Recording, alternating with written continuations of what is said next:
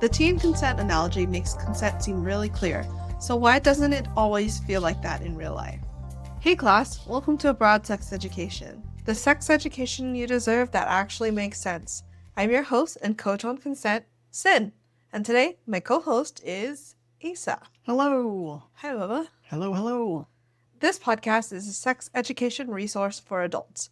We have real, inclusive conversations about human sexuality, pleasure, relationships, gender, identity, and more. Some topics may feel explicit or sensitive, especially in today's lesson where we mention consent, coercion, sexual assault, rape, and rape culture. Please take care while listening. Our goal is to break the stigma and offer the kind of sex education many of us never got. We're learning too, and we're bringing what we learn here so we can all grow together. You deserve to know what this is about, so you can make an informed choice to listen. Or not. That's what consent looks like, even here. And what a topical episode to have a consent notice. They're always super important. Today's extra credit episode is Spilling the Tea on Consent, what the tea analogy leaves out. We just watched the tea and consent video together. So for those of you who don't know what the tea and consent video is, it's a video from Blue Seat Studios. It came out in 2015, and it's an animated video from YouTube that was wildly circulated as an educational metaphor, and it simplifies the idea of consent through offering tea. I definitely remember seeing this at some point. I don't remember exactly when it was that I watched it, but I definitely remember having this being showed to me either by an educator or a fellow student or something. It seemed to remember it happening at some point when I was in school. Mm-hmm. Yeah, I didn't see this video until you told me about it. Oh, really? Yeah, I mean, Interesting. I understood the idea of consent, but I never watched this video. Yeah. I'm sure there were other sorts of things like this that were passed around, but this one specifically I remember in my head for some reason. I don't feel like I got a clear lesson about consent growing up, so I don't think it's something society has learned to talk about. So while this video is great, I do think it's oversimplified, and there's a lot more to it than just making and deciding if you want tea. So let's talk about it. There's two things I really noticed with this video, and it's the fact that the stick figures are both assumed male. I wasn't even paying attention to stick figures, to be honest. Yeah. I mean, when people draw female stick figures, they put like hair or something. So there's usually like a difference. If you think of a stick figure, it's often assumed man. It's like when you say police or a doctor. And I think the same with a stick figure. It's often assumed as a man. Right, yeah. I didn't think about that. I guess usually I would think of a stick figure that doesn't have any hair as just a person. But whereas if it was like a guy, I would have like short hair on it versus like a lady would have a dress, right? I don't necessarily think I ascribed a sex to these ones, but it's just a generic person, I would say. But I would say like, if we're talking about who usually, typically, generally, broadly speaking, should probably have a better education on consent, I would say probably male. Yeah. I think everyone should have more education on consent. I think that men are typically not given the chance to see the lens of the dynamic between a woman and a man. So you're saying because this video has only shown stick figures, we are assuming that it's being interpreted as it's being taught this way to men. I think the idea of consent is being simplified for a baseline understanding for men. I think the messaging that you give to women about consent is completely different, obviously, than the messaging you give to men. You don't think that this was given to women? No, I'm not saying I don't think this is given to women. I just think that women understand the nuance of this more because this more often than not, it impacts a lot of women. So they have more firsthand experience with it right off the bat to like pull from. Regardless of it being consent about sex or just feeling uncomfortable in the world, I feel like that's what you're not getting from this. That like the general uncomfortableness of like feeling the pressure to respond a certain way before there's even been any kind of discussion. I think it removes a layer that would make people uncomfortable. Mm-hmm. And I don't think a lot of people sit in that feeling enough, especially when it comes to this topic.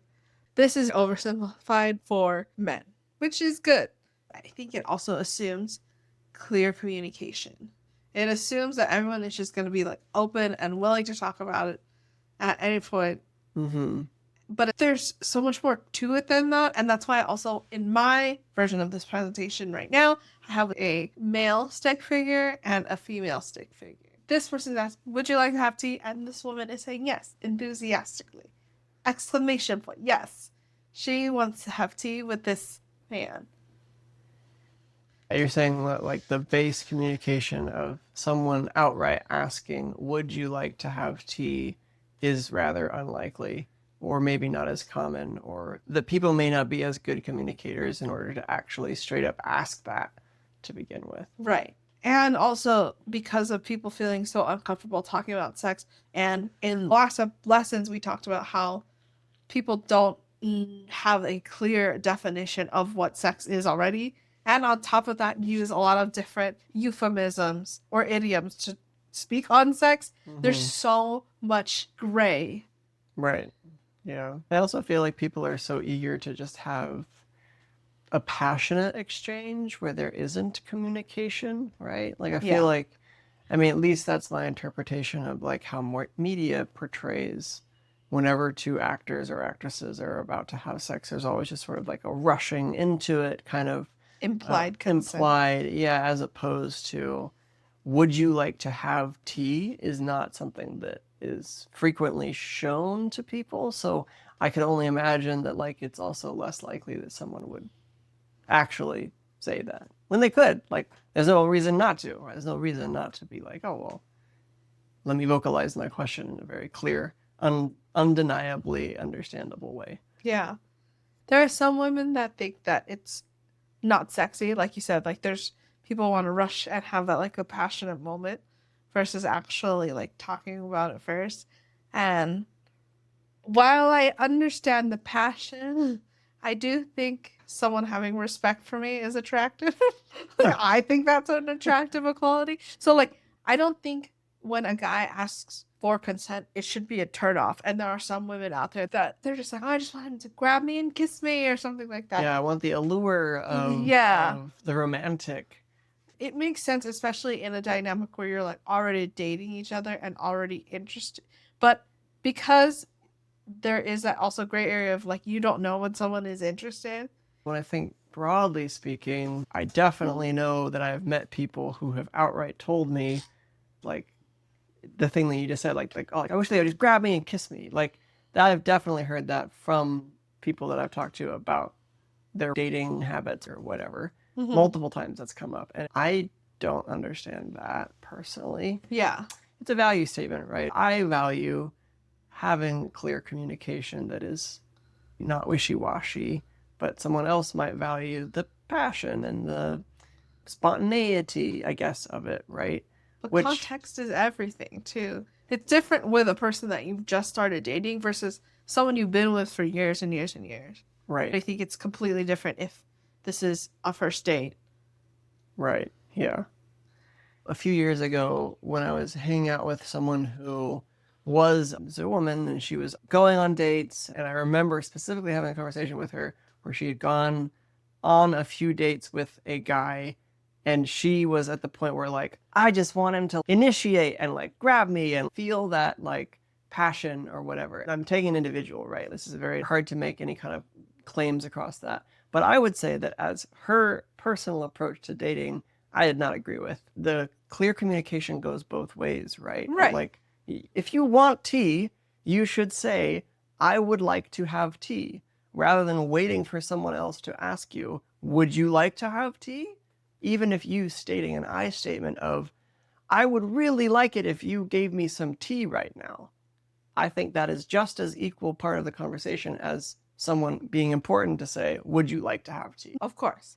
That's the point I'm trying to make. I agree with that. I think you could want someone to be more forward, but I think there's a way to signal that to someone. Agreed. I think it's a self-awareness to be able to say, like, this is what I want. I am seeking this. Yeah. And being able to communicate that to someone else before there is ever a situation to be like, I am seeking this quality in a partner. It is someone who is very forward, right? Yeah. But I think there's a mix-up that sometimes happens when people don't know how to communicate, well, this is what I want.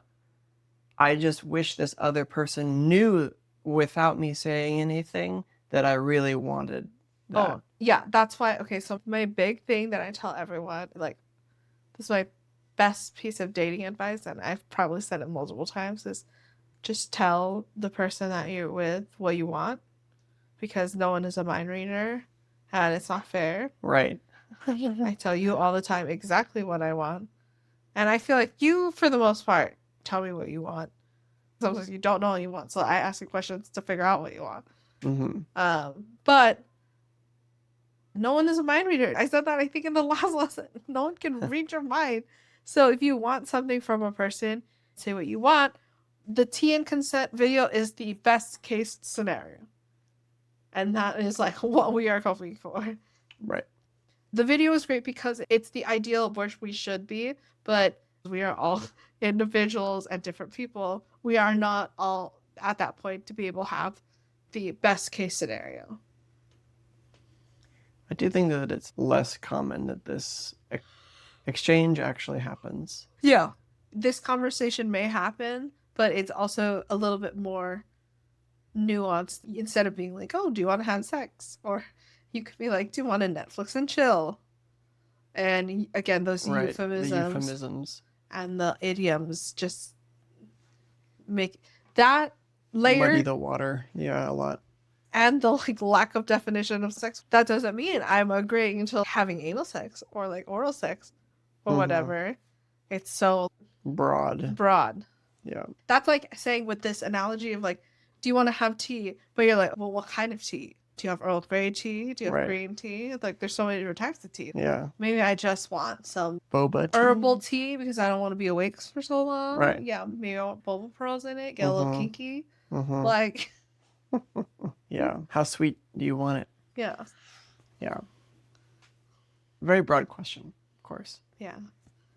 As a video, I think it's definitely speaking to a group of people who don't even have the concept of what tea is, as opposed to someone who knows anything whatsoever about tea, right? For some reason, I had it in my head that I was in high school when I watched this video, which is definitely not true. But like, let's say I was in early college, right? Like, I don't know, 20s. At least I know how I was in my 20s, and I was a dummy. And like, I don't think that I had a very nuanced idea of what consent was. And so probably simple stick figures conveying, hey, do you want tea? Yes. Like, that's a very like reductionist, very simplistic view that I think probably gets across to most people at that time of their lives, which is probably why it was used as an educational tool, because it was so simple, right? Even though a few things lost in the sauce of the layers of it. Yeah. Well, let's look at what was lost. Yeah, let's do it. Okay, so what if the person that was offering tea was your boss? What if you're like, hey, boss man, who's in charge of my ability to afford my life?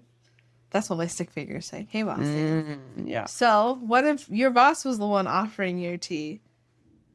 Are you asking me? Yeah. I mean, I don't think that you should take the tea if you don't want tea, personally. Yeah. But that's a moral thing, right? I don't know. Like, I feel like there's always a solution, but that's a very high and mighty, like, not in my life have I experienced this kind of response. Yeah, so. it's a real white man response. Yeah. Yeah. What if the boss was like, do you want to keep your job or not? I don't know. I feel like at this point, at this day and age, if you've been in the situation, you should know that there are rules and laws out there that make this illegal, and that if you are being threatened in this way with lack of your job, then you should file a complaint with the police. Like, I think the answer is no to this, full stop, period. And obviously I haven't been in that situation. I don't know what that's like. Yeah. I feel like there's another solution to this than to say yes to that. When you live in California, you're required to do the sexual harassment training every time you do a job, and I think you have to redo it every year or so. And one of the main reasons we have it is because of Anita Hill and the impact of her testimony in the workforce. And so if you haven't listened to that episode, that is part of the American Sex Scandals episode, which is lesson number 8. And there's a part 1 and part 2. And it's the part on Anita Hill is in part 2. But also, this is the same situation that Monica Lewinsky was in. This was her boss, the president of the country. Right. Yeah. Yeah. And even if she was into it, doesn't make it okay. It's hard to be like, oh, like, you should just say no. Women are just so accustomed to not being believed. Look at that Anita Hill testimony. Look at the Monica Lewinsky. Look at what's happening now in our country and who's running the country. Right. Like, look at the Christine Blasey Ford. Mm-hmm. The only moments in our society where we're like, yeah, let's believe people, like the Me Too movement.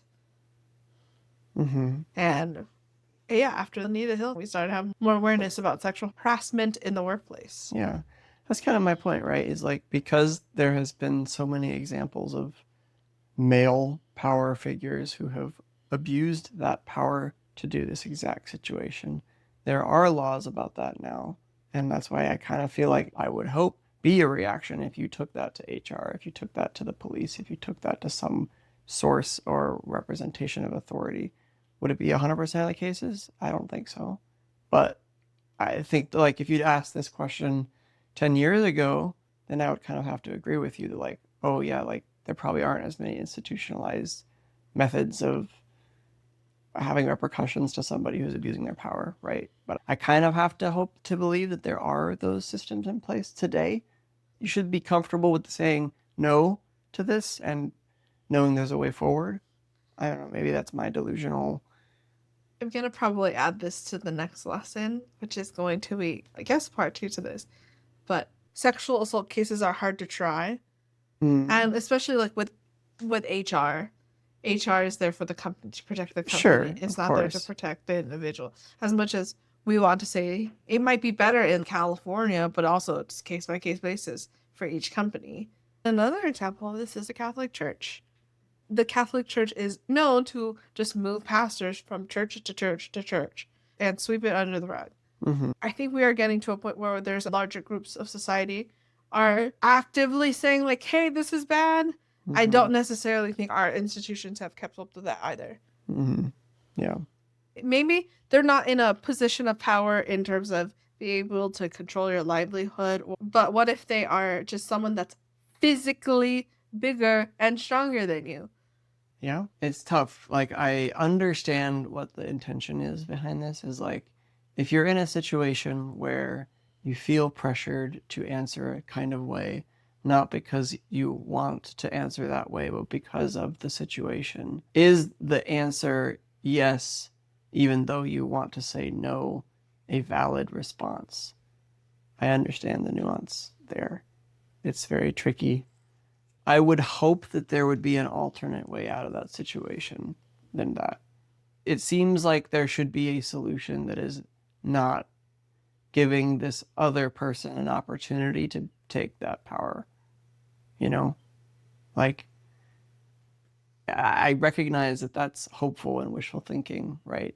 I guess what you're saying by showing this slide is look at the situation that has happened and make an informed decision for your own safety where you're saying yes when you mean no. And while I do think that there are undoubtedly those situations, I feel like the messaging should be, don't get into those situations, or have a backup plan that can get you out of that situation before it happens, or have an alternate consideration or a pathway or something that results in you not having to say yes when you want to say no. That to me seems like the approach. It's the whole joke Daniel Sloss says is like, women are trying their hardest not to get raped. Women do take precautions when they are gonna be in an uncomfortable situation, whether it's that sharing their location with their friends and like telling them this is where I'm gonna be, this is who I'm with, this is their information. There's a necklace you can wear that you press it and it alerts people when you feel uncomfortable, calls the police. When you go to a bar, you can ask for an angel shot. If you ask the bartender for an angel shot, that means like code for that someone is making me feel uncomfortable and can you call the police? Oh, interesting. I never heard that before. Mm-hmm. Yeah. if you are one of those bigger and stronger types, right?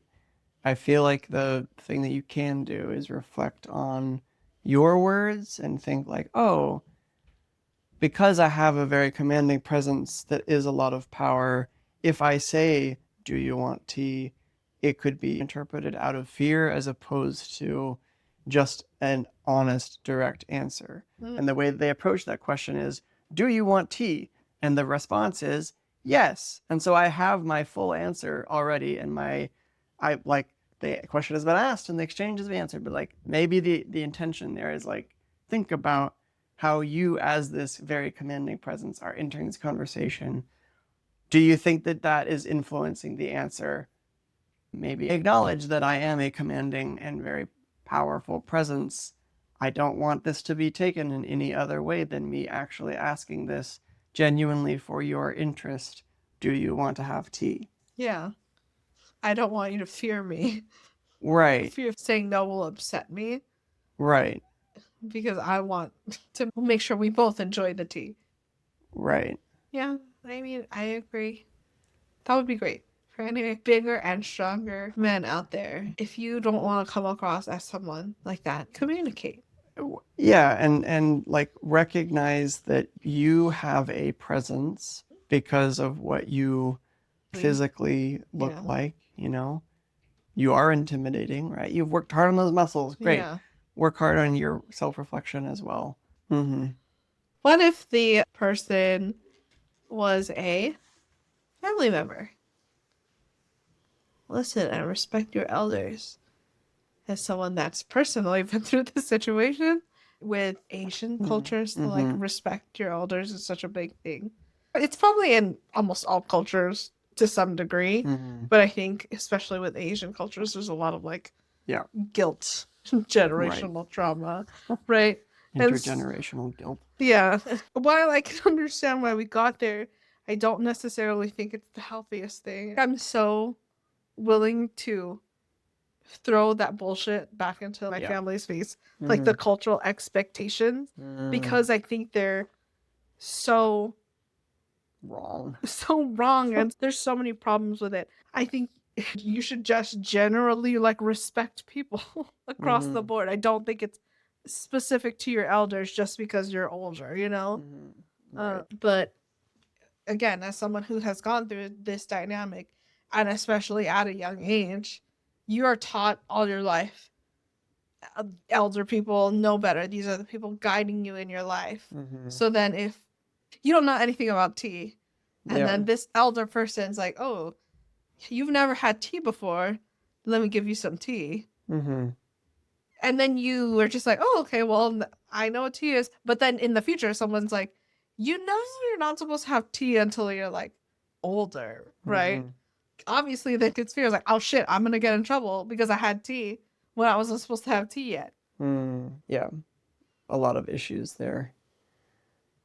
I feel like the tricky one with this one is like, I won't even use a tea example, but like, I feel like there's a very common trope, I guess, with like elder people who are like, you sort of just like, they might say some shit that just is totally off base for like current society, and you kind of just are like, man, like whatever, just ignore, insert old person XYZ, right?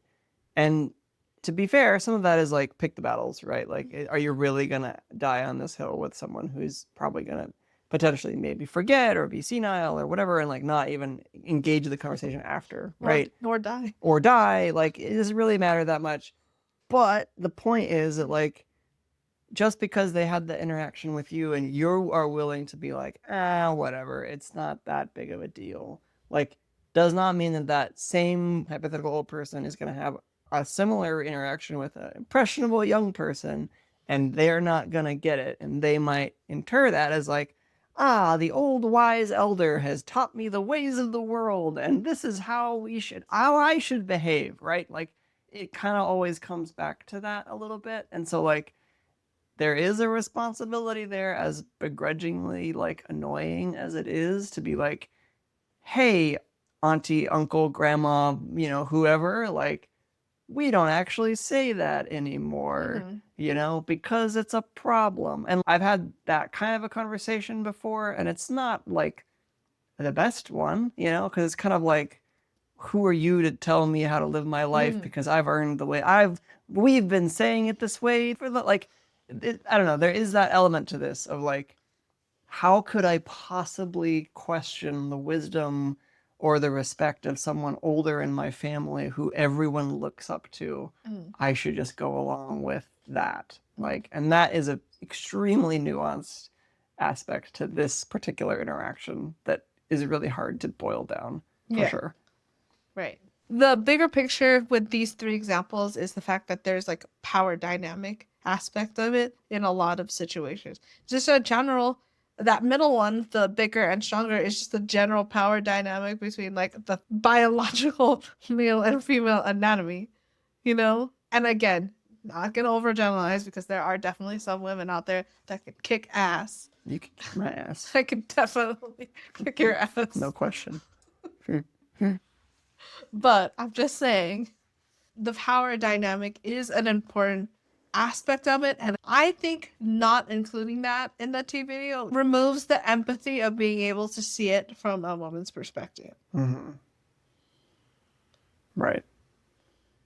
So other examples, what if this person offering tea just keeps asking? The video does touch on this, but I think it gets disguised as like the chase. Like, if you keep saying no, she'll say yes at some point. Like, she just wants you to like keep trying. And I hate this because I think when a person says no, then the ball is on the other person's court.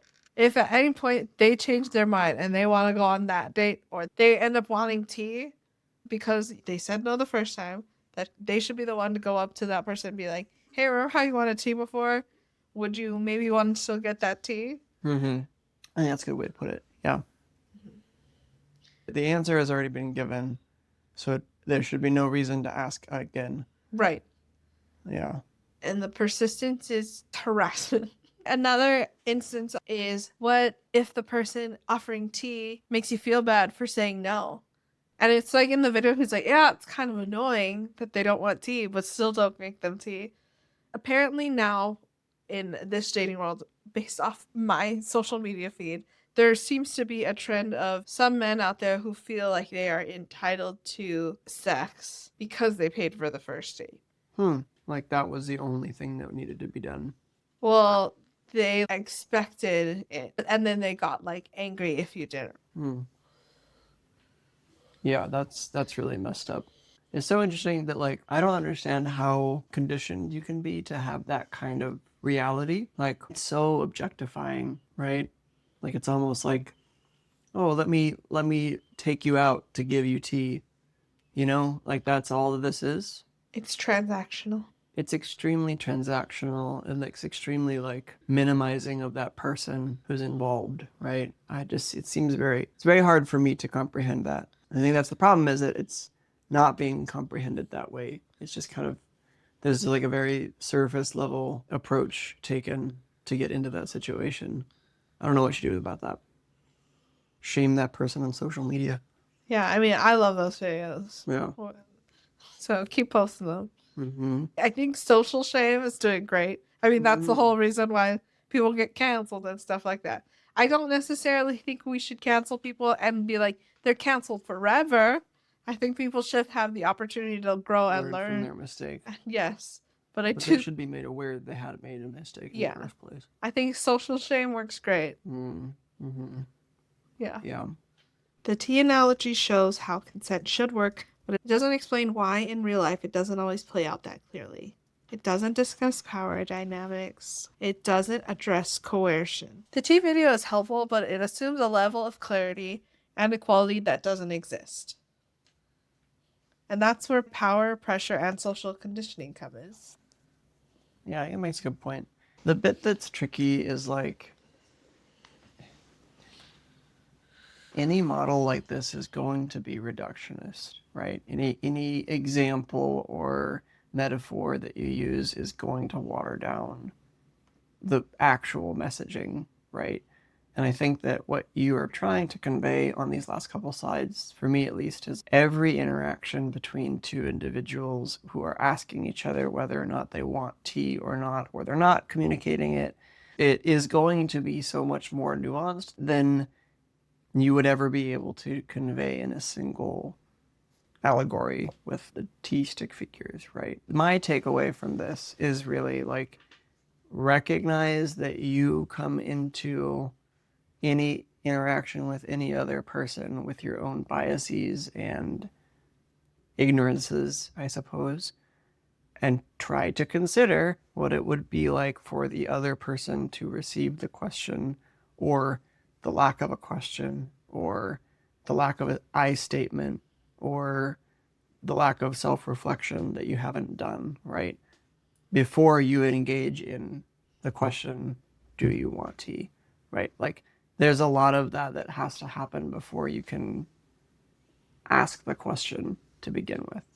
And to me, I think that's useful, right? I think that if you're able to kind of consider those things, that is valuable. Yeah. Did I tell you about the time that I was asleep and then I woke up and my ex was already shoving tea down my throat? Don't know that one. Yep. I told this story to a friend of mine, and they said that their past partner had done something like that. The next day, I had asked about it. I was like, did you give me tea last night? And he was like, yeah, but I knew you would want tea. So I thought it would be fine. Mm-hmm. And that's not okay. Right. And he's like, I don't want you to think that I raped you. Which it was. But yeah, way to gaslight. So yeah. There's also that element too. Right. Yeah, I think that the video does talk about those things, right? It's like, is a person unconscious? Great. Well, then they cannot answer the question, do you want tea? Yeah. Therefore, they do not want tea. Like, that is extremely clear to me. I think that's the thing the video does best, is the situations in which a person cannot accept tea. Right. And while unfortunate that it had to be simplified in that manner, it's understandable because, again, there's very few lessons on how to teach consent out there. That video is a great lesson. There's even one for children. So I do think it's a good lesson overall. Thanks, everyone. Join us in the next class. We're going to talk about this topic a little bit more. I know this is heavy, but I'm proud of you for being able to sit in the discomfort of this episode if you've made it this long. You really are star students. That's it for today. Have any questions about human sexuality? Submit it anonymously using the link in the show notes. If this episode helped you understand something a little better, share it with a friend, because the best way to destigmatize sex is to talk about it. Follow the show to stay updated on future lessons. And if you want to go deeper, grab the Essential Sex Conversations workbook by joining the newsletter. See you in the next lesson. Bye. Bye.